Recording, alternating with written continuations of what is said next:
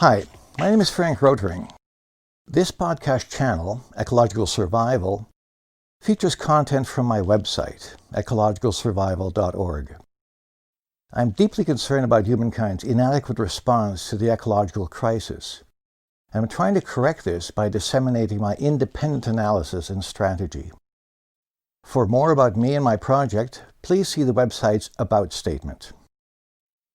My core message on this website is that only revolutionary change will give humankind a chance to survive the ecological crisis. This message applies with particular force to the global young, who will suffer and die in unimaginable numbers unless such fundamental shifts are quickly achieved. Unfortunately, the young today are being guided in their environmental thought and actions by the principles of progressivism. Although these principles are indispensable in the fight for social justice, they are unable to achieve the deep and far-reaching changes required for ecological survival. What the young urgently need is a new social movement to complement progressivism in the struggle for a just and sustainable world. What would be an appropriate name for this new movement? At this stage, the most crucial change for humankind is to shift the global economy from its long-standing expansion to rapid and sustained contraction. I therefore suggest that the complementary movement be called Contractionism. In this post, I compare the core principles of progressivism and contractionism. I must emphasize that I do not dismiss the progressive movement or downplay its significance for human well-being. What I am saying instead is that social justice and ecological survival are essentially different challenges and that a single movement cannot effectively address both.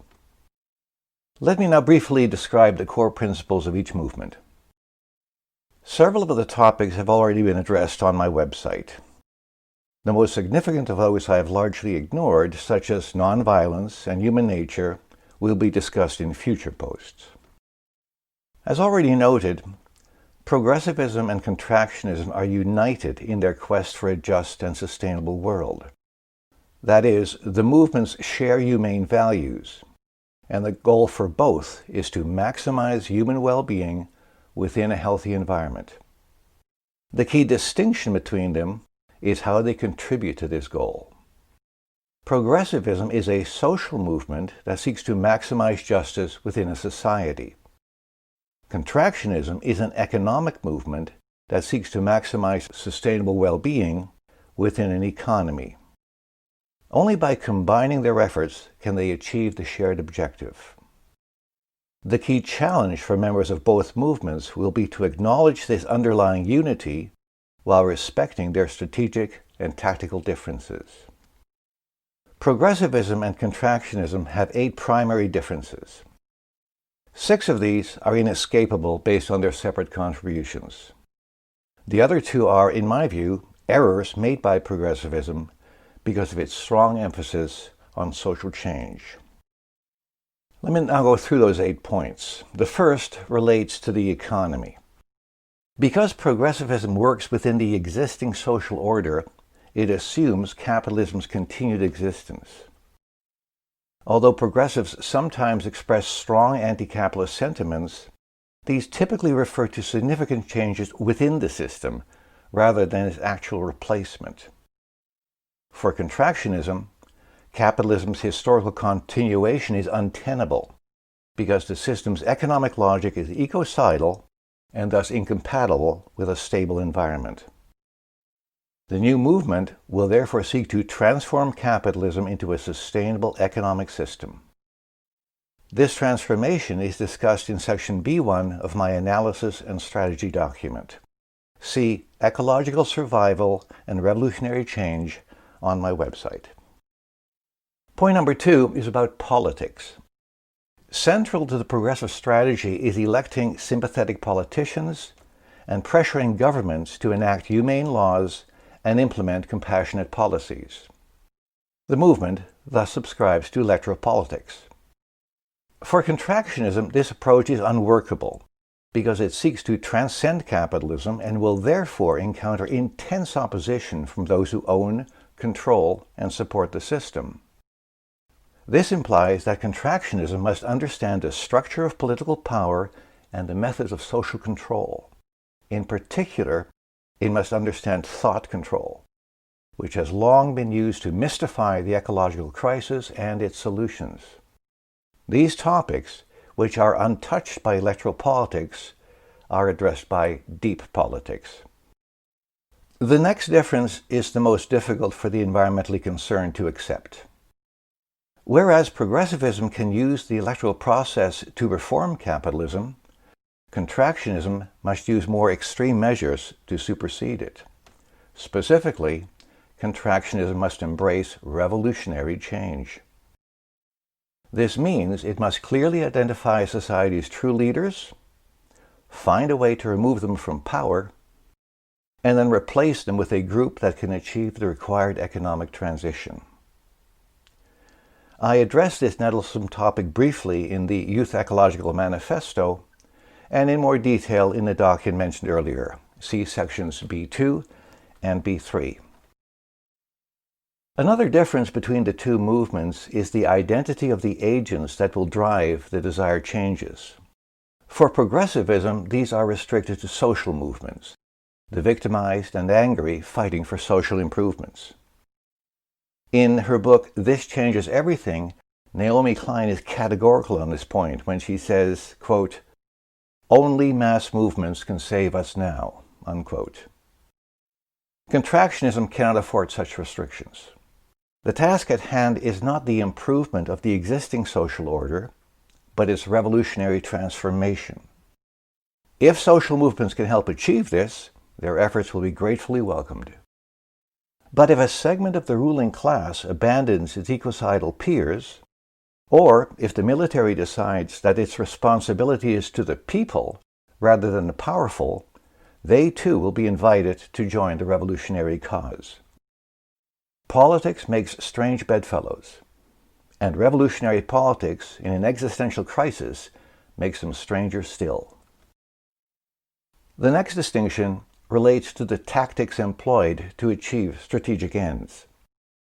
Progressivism works within the prevailing order and therefore tries to maintain working relationships with its key actors.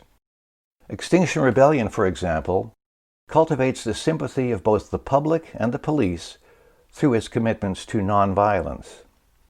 For revolutionary Contractionism, this stance would be self-defeating. The prevailing order is protected by violence in numerous subtle and brutal ways, and can be overthrown only if countervailing violence is tactically available. Contractionism is therefore a militant rather than a nonviolent movement. This means that, within the constraints of its humane values, it will employ whatever tactics are conducive to the revolutionary end. Another difference relates to the age range for each movement. Progressivism has no need to impose age restrictions because age has little bearing on the fight for social justice. In the struggle for a sustainable world, however, this factor is important because different age groups have different motivations. The young will soon experience the horrific consequences of environmental destruction and are thus viscerally motivated to prevent it. Their elders face a far less painful future. Many will die before conditions become unbearable, and in the rich world, most continue to enjoy an enviable lifestyle. Thus, by default, the young should reject the older as members of the contractionary movement. However, if an older person convincingly demonstrates his or her commitment to youth ecological survival, this default should be overridden. In brief, the young should restrict membership to their own age group and those among the older who, after careful deliberation, they have decided to trust. As noted earlier, the 6 differences described thus far are unavoidable based on their distinct contributions to the shared goal. The 2 differences below, however, are rooted in progressivism's faulty understanding of some critical issues. The first relates to human nature. Because progressivism focuses intensely on social conditions, It resists the idea that some human attributes have deep biological roots. This resistance is scientifically unjustified, but it does little damage given the movement's restricted political aims. For contractionism, however, this stance would be disastrous. A sustainable economy will require a comprehensive transformation of humankind's relationship with the earth. A good example is rich world consumption, which must decrease sharply in a sustainable world. Many people, driven by their innate tendencies, will fiercely oppose such changes. Contractionists must therefore be keenly aware that, because they will be frustrating people's biological drives, they must enforce consumption constraints and provide various compensations, social solidarity, community activities, personal development, etc., for the consumption losses. The last difference between the two movements is about geoengineering. This term refers to natural and technical methods for solving global warming by reversing the Earth's growing energy imbalance. This can be achieved by reducing the energy flowing from the Sun to the Earth through solar radiation management, or SRM. It can also be done by increasing the energy flowing from the Earth into space through greenhouse gas removal, or GGR.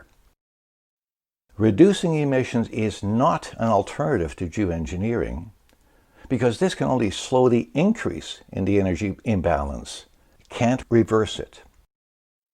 Naomi Klein is therefore unscientific and illogical when she claims that, quote, "The solution to global warming is not to fix the world, it is to fix ourselves," unquote. She, of course, is referring to the economy. As with human nature, progressivism is misled on this issue by its fixation on social change. Contractionism recognizes that both society and nature must be fixed to solve global warming and the broader ecological crisis. Here are my concluding comments. Naomi Klein's "This Changes Everything" was cited twice in this podcast because it marks a turning point in the relationship between environmentalism and progressivism. Prior to the book's publication in 2014, the two movements were largely distinct and could therefore follow discrete strategic and tactical paths. After Klein realized that the climate crisis can be used as a galvanizing and catalyzing force for social betterment, the two movements were essentially merged. This was an extremely serious mistake because it negated any possibility that environmentalism would adopt the required revolutionary posture as the crisis accelerated. I have therefore concluded that the young must rectify this error by forming the contractionary movement. Progressivism would return to its roots by conducting nonviolent struggles for social justice within the capitalist order, while contractionism would initiate militant struggles for sustainable well-being and a new social order. The two movements would be united by their shared humane values and overall goal: healthy people in a healthy environment. They would be strategically and tactically distinct based on their separate contributions to this goal.